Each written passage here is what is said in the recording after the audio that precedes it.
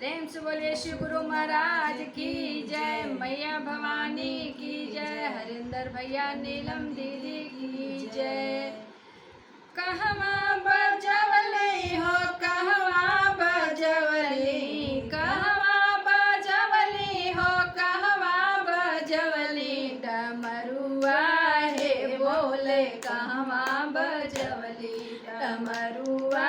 हे बोले कहवा बजवली,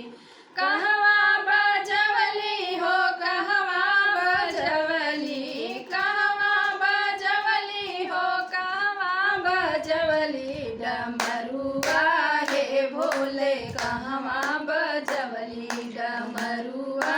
हे भोले कहवा बजवली, नैहरा बजवली हो ससुरा बजवली, नैहरा बजवली हो ससुरा बजवली, ससुरा बजवली हो ससुरा बजवली, उहवे पे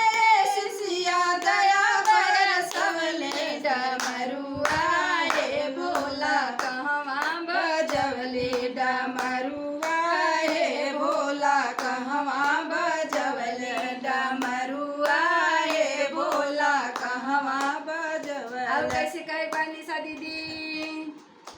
मंदिर में बजवली हो मंदिर में बजवली, मंदिर में बजवली हो मस्जिद में बजवली, मस्जिद में बजवली हो मस्जिद में बजवली, शिव गुरु के चर्चा में, शिव गुरु के चर्चा में दया बरसवले, डमरुआ